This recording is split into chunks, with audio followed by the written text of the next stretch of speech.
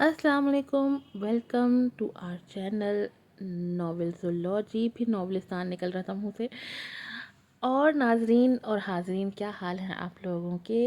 मेरी तो ढेर सारी दुआएं हैं कि आप लोग हमेशा खुश रहें और हमारे नॉवेल्स को भी सपोर्ट करते रहें, हमारे चैनल को भी सपोर्ट करें। लेकर आई हूँ द लाइन ब्रेकर खचकन की एपिसोड नंबर 26। और भाई नीमल साहिबा का तो पैर टूट गया है और ना तो उनका गुस्सा कम हो रहा है और वो हक पर भी है, गुस्सा करना उसका हक बनता है। चलिए देखते हैं कैसे दुर्गत बनाती है आज नीमल साहिबा यौशे की। जल्दी से चैनल को सब्सक्राइब कर दें, वीडियो को लाइक कीजिएगा, शेयर कीजिएगा और अच्छे अच्छे रिव्यूज़ भी दीजिएगा। पढ़ते हैं एपिसोड की तरफ। इस खाली घर को देखते ही देखते वो उस मंजर से दूसरे मंजर में चली गई थी, जहाँ जोया भाभी के लिए सुबह नाश्ते का इंतज़ाम किया जा रहा था। डाइनिंग एरिया को खुद उसने खूबसूरती से सजाया था। घर में भरपूर नाश्ते बने थे। जोया के घर वाले भी तहरीफ लाए थे। जोया भाभी खूब जेवर में लदी भाई के साथ आई थी। कितने खुश थे वो दोनों। मॉम डैड ने कितने तोहफे दिए थे उन्हें, और सुंदर की नाश्ते की सुबह वो तो उससे भी ज़्यादा। बस उसने जैसे खुद को खींच कर उस मंजर से निकाला था। उसका दिल बैठा था। एहसास बेतौकीरी ने के भंवर में वो घूमती जा रही थी। वो किसी के लिए अहम नहीं थी। अहम ना होने का एहसास कितना अजियतनाक था। कोई उस वक्त नीमल से पूछता। उस मंदिर की बाकियात को याद करते उसने खाली डाइनिंग टेबल को देखा, फिर अपने हाथों को। एक अंगूठी भी उसमें नहीं थी और कोई देने वाला भी नहीं था। एहसास महरूमी और यासियत के बादल बड़ी बुरी तरह उस पर छाए थे। आंखों से आंसू फिसल कर गालों को भिगो गए थे। वो फिर से खुद अजियती का शिकार हो रही थी। फातिमा कहती थी कि वक्त बदलता है, आए और देखे। उसके लिए कभी वक्त नहीं बदलेगा, कभी नहीं। उसकी किस्मत इतनी अच्छी नहीं है। किस्मत तो जोया सुंदस की अच्छी है कि उन्हें सब अच्छा मिला है। इतने मोहब्बत करने वाले शौहर मिले और मुझे खाई में गिरा पत्थर मिला। इस माँ इस अकेले घर में वो अपनी किस्मत पर मातम कना थी। कुछ देर ऐसे ही रोने के बाद उसे भूख भी लगना शुरू हो गई थी।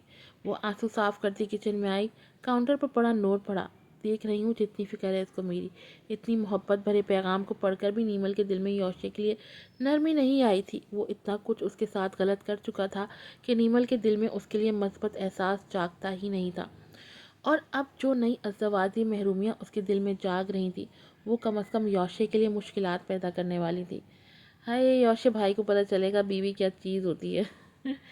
बहुत शौक था रुखसती का। ये नाश्ता रखा है मेरे लिए। उसने अंडे और टोस्ट को नफरत से देखा, जैसे आसमान से लाया है मेरे लिए। कोई अच्छा नाश्ता तो रख कर जाता, बीवी लाने का पता है, इसे खिलाने का नहीं पता। बुरी तरह जलते उसने वही नाश्ता किया था, हालांकि वो ठंडा होकर बदमज़ा हो चुका था। थोड़ा नाश्ता जहर मार करके उसने चाय पीने की तरफ तवज्जो की। कैबिनेट खंगालने के बाद भी उसे पत्ती नहीं मिलती, होती तो मिलती ना। मनहूस इंसान को मुझे बस यहाँ लाने का शौक़ था। एक मिनट, कहीं ये मुझे टॉर्चर करने के लिए तो नहीं लाया? अगर ऐसा है तो इस दफ़ा मैं इसे बिल्कुल नहीं छोड़ूंगी। एक अज़म करती वो गर्म दूध का मग लिए अपने कमरे में आ गई थी।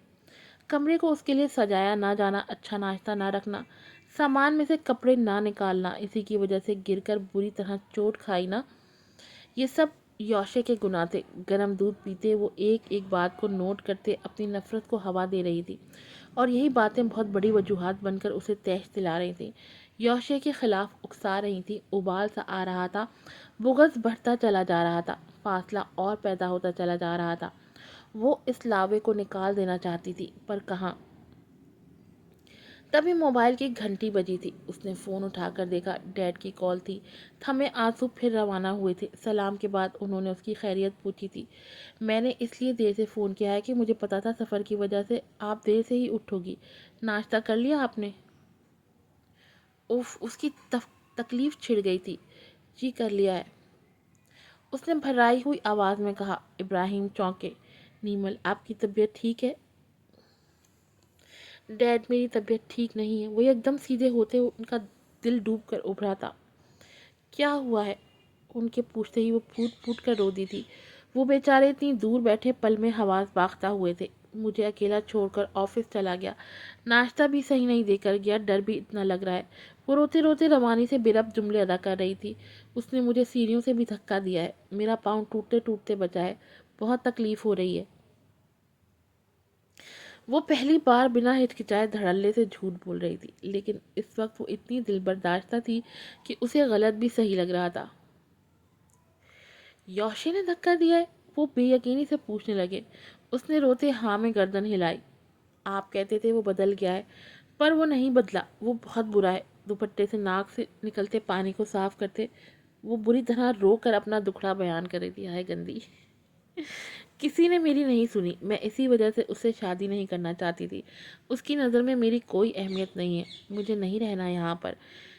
ये क्या कह रही है? और यहाँ से जाते यौशे क्या कह रहा था वो सोचकर उलझे थे। यौशे का माजी इतना दागदार था कि उससे अच्छे की तवक्का रखना काफ़ी मुश्किल काम था, लेकिन फिर भी बात को लपेटना तो था। तुम परेशान ना हो मेरी जान, मैं उसे फ़ोन करता हूँ, रोना बंद करो, शाबाश। वो उसे पुचकारते चुप कराने लगे, पर वो रोने का प्रोग्राम लिए बैठी थी। और उधर यौशे को मीटिंग अटेंड करते ज़रा अंदाज़ा नहीं था कि उसकी 2 दिन की बीवी और 17 साला महबूबा उसकी नाजुक सी कोताहियों के ख़िलाफ़ ना सिर्फ मुकम्मल केस बना चुकी हैं, बल्कि आला अदलिया में जाकर जज के सामने अपना केस भी पेश कर चुकी हैं। मीटिंग से फारिग होकर वो हॉल में आ रहा था, तभी उसका मोबाइल बजा था। बड़ी खुशदिली से उसने पॉकेट से मोबाइल निकाल कर इब्राहिम का नंबर देखा था। फ़ोन उठाते ही उसने बड़ी बशाशत से सलाम किया था, लेकिन अगले ही पल उसकी सारी खुशी हवा की तरह उड़ गई थी। यौशे, तुम्हें इस वक्त ऑफिस में कोई काम तो नहीं है? उन्होंने उसके सलाम का जवाब दिए बगैर संजीदगी से पूछा। वो बाप के लहजे और बात दोनों पर हैरान हुआ। डैड, क्या बात है? उसने फिक्र से पूछा। इसलिए पूछ रहा हूँ कि अभी और इसी वक्त घर जाओ। नीमल बुरी तरह रो रही है, उसे अकेले में डर लगता है, और तुम आज की छुट्टी नहीं कर सकते थे? उसे नाश्ता भी देकर नहीं आए? वो उनकी बातों पर हैरत ज़दा था। और तो और मुझे यकीन नहीं आ रहा, मैं हैरान हूँ। तुम्हारा कोई झगड़ा हुआ है उससे? तुमने उसे सीढ़ियों से धक्का दिया है? अब आएगा यौशे साहब को मज़ा। यौशे की समात पर बम फटा था। डैड, मैंने उसे धक्का नहीं दिया। वो इस इल्ज़ाम पर बुरी तरह तिलमिलाया था। तो क्या वो झूठ बोल रही है? एक लम्हे के लिए उसने आंखें बंद की। डैड, मैंने ये कब कहा कि वो झूठ बोल रही है? कोई मिसअंडरस्टैंडिंग हुई है। मैं कुछ नहीं जानता। तुम अभी जाओ उसके पास, सारी शिकायत दूर करो। बहुत बुरी तरह रो रही है, तुम्हें ज़रा फिक्र नहीं है उसकी? जी देखता हूँ। देखता हूँ नहीं, जाओ। इब्राहिम तुर्शी से बोले। जी जी, मैं जाता हूँ। वो फ़ोन बंद करते परेशान सा अंदर की तरफ गया था। मुझे कभी नीमल यौशे की तरफ से सुकून नहीं मिलेगा, ये तय है। वो इतने बड़े बिजनेसमैन होकर सिर्फ नीमल की वजह से ये बात कर गए थे। यौशे साहब को पता ही नहीं था कि बीवी क्या चीज़ होती है। अब अकल उनके ठिकाने आएगी, उनको पता चलेगा जब नीमल साहिबा गिन गिन के बदले लेंगी। वरना वो अच्छी तरह जानते थे कि वो ऑफिस में कितना बिजी हो सकता है। वो ऑफिस में माजरत करता, असल वजह बताता, बहुत रैश ड्राइविंग करता घर पहुंचा था। हमेशा की तरह अपनी आदत के मुताबिक वो खामोशी से दबे पांव घर में दाखिल हुआ था। अंदर आया तो वो झुका सर लिए रो रही थी। नीमल। यौशे की आवाज़ पर वो बुरी तरह चौंकते उसने गर्दन उठाकर देखा। वो तो पहले ही अकेले घर की वजह से खौफ की लपेट में थी। इस तरह अचानक उसके सामने आने से वो बुरी तरह डर कर चिल्लाई थी, जैसे सच में भूत देख लिया। वो उसकी कैफियत से खुद भी बौखलाता उसके करीब आया था। नीमल, मैं यौशे। उसके पास आते ही उसने जैसे उसे यकीन सा दिलाया था।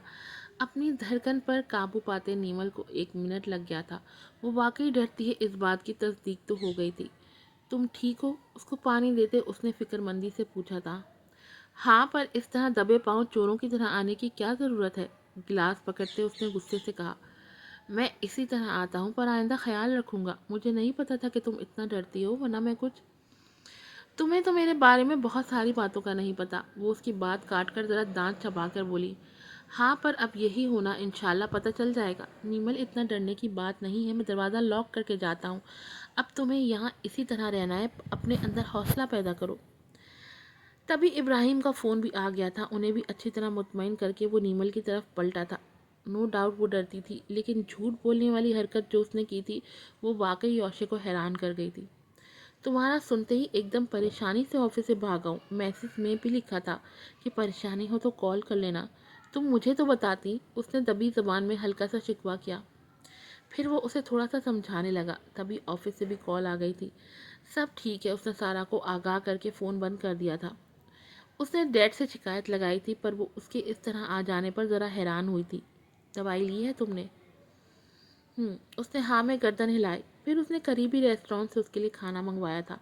وہ آفس سے لیٹ ہو گیا تھا۔ وہ اپنے اوپر لگائے گئے الزام پر اس سے بات کرنا چاہتا تھا۔ کیسا جھوٹ بولا تھا کہ ذلیل کروا دیا تھا۔ ڈیڈ کیا سوچ رہے ہوں گے میرے بارے میں؟ لیکن اس کی کیفیت دیکھ کر اس نے بات کو کسی اور وقت کے لیے اٹھا رکھا تھا۔ اوپر سے یہ بات کرنے کا ٹائم بھی نہیں تھا، اور اسے اب یہ بھی فکر تھی کہ وہ اکیلے کیسے رہے گی، کیونکہ کل اسے رچمنڈ ہیل جانا تھا۔ کمپنی کی نئی برانچ کی اوپننگ تھی۔ کچھ نہ کچھ تو کرنا پڑے گا۔ گاڑی کو آفس کی پارکنگ میں کھڑے کرتے اس نے سوچا۔ پھر کچھ سوچ کر آفس میں داخل ہونے سے پہلے اس نے سوزی کو کال ملائی تھی، اسے کل صبح آنے کے لیے کہا تھا۔ سوزی 32 سال کی سیاہ فام عورت تھی۔ وہ طلاق یافتہ تھی۔ اس کا 2 سال کا بچہ بھی تھا۔ وہ کلین اپ کمپنی میں کام کرتی تھی، جہاں گھروں کی صفائی کے لیے ان کی خدمات حاصل کی جاتی تھیں۔ وہ زیادہ پڑھی لکھی نہیں تھی۔ 1.5 سال پہلے یوشی نے ہی اس کی جاب لگوائی تھی، کیونکہ بچے کے ساتھ وہ ایسی ہی جاب افورڈ کر سکتی تھی۔ ایپیسوڈ نمبر 26 یہیں پر ختم ہوتی ہے۔ جو لوگ بولتے ہیں ایپیسوڈ چھوٹی ہے، ان کو نہیں پتہ میں کتنی مشکل سے یہ ایپیسوڈ بنا پاتی ہوں۔ میرے موبائل میں اسپیس نہیں ہوتی، کبھی کبھی موبائل کو کوما میں چلے جاتا ہے، کبھی نیٹ نہیں آتا۔ اتنے مسائل کے باوجود میں دن میں 3-4 ایپیسوڈ لگا پا رہی ہوں۔ اسی کو غنیمت جانیں آپ لوگ، اور دعا کریں کہ میرا موبائل کومے سے جلد واپس آ جایا کرے، تاکہ آپ لوگوں کو اور بھی ایپیسوڈ مل سکیں۔ اور یوشی صاحب کو تو اچھے سے پتہ چل گیا ہے کہ اب بیوی کیا چیز ہوتی ہے۔ بہت ان کو محبت آ رہی تھی۔ یوشی کی محبت تو کراچی کی سردی جیسے ہوتی ہے، 2 ڈگری اوپر جاتی ہے اور 10 ڈگری نیچے آ جاتی ہے۔ پھر ملوں گی آپ سے نئی ایپیسوڈ کے ساتھ۔ السلام علیکم۔